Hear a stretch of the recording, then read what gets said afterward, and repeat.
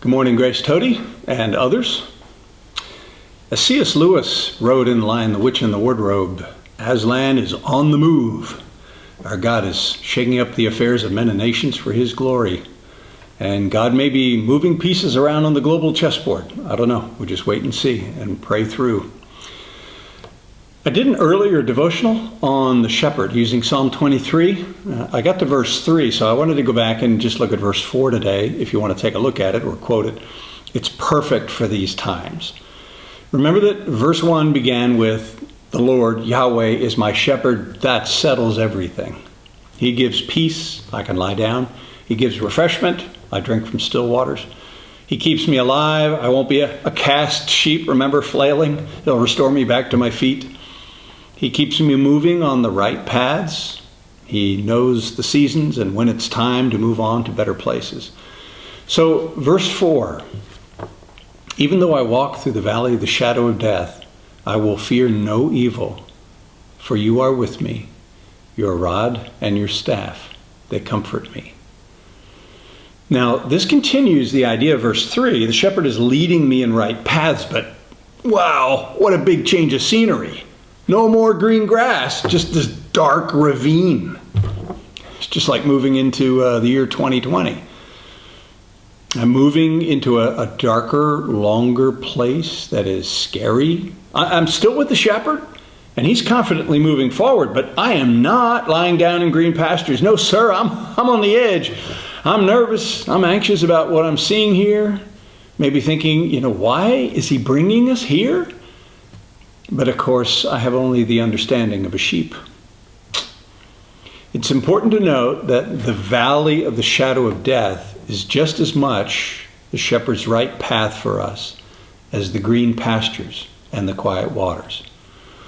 As the Lord has taught us in 2020, life is not always tranquil sameness. God deliberately leads us into steep, shadowy places that are places of uncertainty and ambiguity. Will we peer into the shadows, or will we keep watching the shepherd? The shepherds in southern Israel will tell you that they tend their sheep in the lowlands in the wintertime, where there's some green and no snow. But then they move up through the valleys and the ravines, up another 800 meters to the high pastures where they spend the summer. Now, wild animals lurk in the broken canyon walls. In David's day, lion, wolves, and bear were in this area.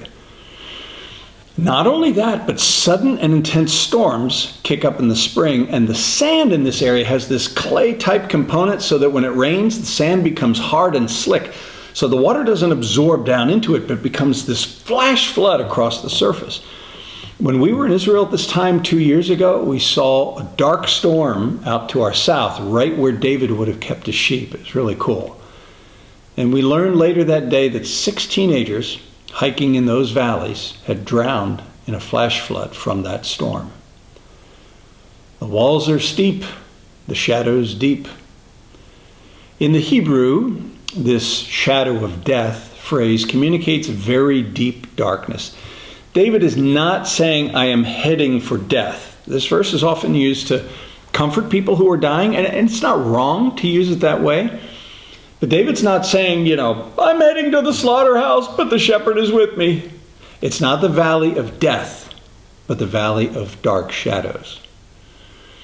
Notice that it is not a mere shadow. It is a valley of shadows. Valleys are long. They last a while. There's sudden terrors for a sheep, like almost falling off a cliff or getting trapped in a thicket, but this is a long stretch of darkness with nowhere to run that the shepherd is leading us into. Sound familiar? I feel like 2020 has a long valley of shadows. Now, another misconception that I always thought about verse 4 as about me walking on my own. David does use the singular, even though I walk through the valley of the shadow of death, I will fear. So I thought it was like me battling stage 4 pancreatic cancer or me having a heart attack. But David is one in a flock. So the better picture is that the shepherd is leading a large flock into a long, dark valley. And so David's just mentioning this from his point of view. The valley's unique challenge here is not lion, bears, or wolves. The problem is fear. And not fear of what is. He sees no wild animals. The problem is the double A, ambiguity plus anxiety. The fear of what might be, projecting mental images of suffering and of separation and death. 2 years ago, the Sunday Times reported that more than 17 million adults in South Africa are dealing with diagnosed mental disorders: anxiety, depression, bipolar, and schizophrenia. That is half of South Africa's adult population of 34 million. Anxiety disorders are the most common mental condition in South Africa, about 20% of the population. That's higher than almost any other country in the world, unless there was a war going on in that country. And that was in 2018. Imagine how we're doing in this pandemic in 2020. And with no alcohol, since the sales and transport of alcohol have been banned. Imagine being a sheep in this valley of dark shadows with no shepherd. This is why we need to be sharing the gospel more openly than ever now. People are frightened, without hope, without a shepherd. Anxiety during ambiguity is one of the toughest foes we face. We hate it, and yet we feed it. You know, many Christians are now chanting, less news, more Bible, less news, more Bible. All our anxiety won't change world or community circumstances, but anxiety will change you. It will rob you of sleep, get you to eat too much of the wrong stuff, and break down your immune system so that you're less likely to fight the virus well when it surely comes to visit.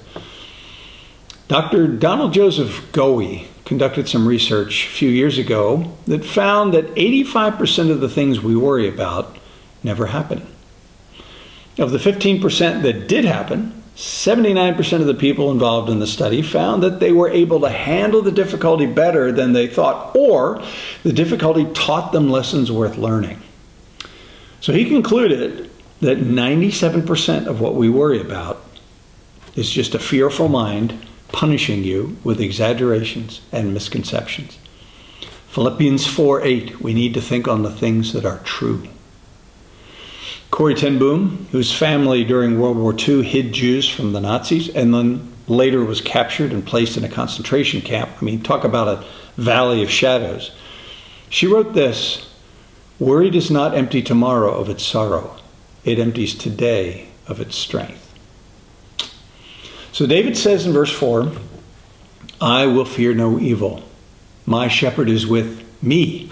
Yes, there is a whole flock, but my shepherd loves me particularly and individually. Do you believe that God loves you individually? Not all of us, you. Do you believe that he loves you and is with you? It's a very important piece of the puzzle. Now here's something cool as well. Remember that we said in verse 4 that verse 4 gives us this wow scene change from the pleasant to the unpleasant. Well, David had been referring to the shepherd using the third person. He makes me lie down in green. He leads me beside still waters. He guides me. Like David is talking to his friends about the shepherd. But now look at verse 4. "I will fear no evil, for you are with me. Your rod and your staff, they comfort me." We're never so conscious of our need to speak directly to God as when we pass through the valley of dark shadows. So he changes to the second person. The answer to fearing the unknown and being anxious about worst case scenarios is clearly the shepherd's close presence, knowing that he knows everything and has the power to deal with anything. Your rod and your staff. The rod is like a knobkerrie, a strong wooden rod, often with a knob at the one end, in order to club down wild animals. So this is protection. The shepherd's staff, or the crook, is very famous. It has that rounded warp at the end in order to retrieve sheep, and then the main part to guide the sheep along. So this is guidance. Your rod to protect me from evil, and your staff to guide me on the right path through this ravine are a comfort. Comfort means to breathe out strongly, to sigh out relief, to be at ease, indicating that there was a bit of holding his breath going through this ravine. Our lives have clearly made a turn into Psalm 23:4 territory. We've entered a long valley of shadows. A sovereign God is clearly behind this. He's begun to shake the earth, as is mentioned at the end of Hebrews 12. But he is also our shepherd, and nothing can touch us that is outside of his will and that hasn't been filtered through the sieve of his love for us. I will fear no evil, for you are with me. We love you all. Stay well and stay in touch.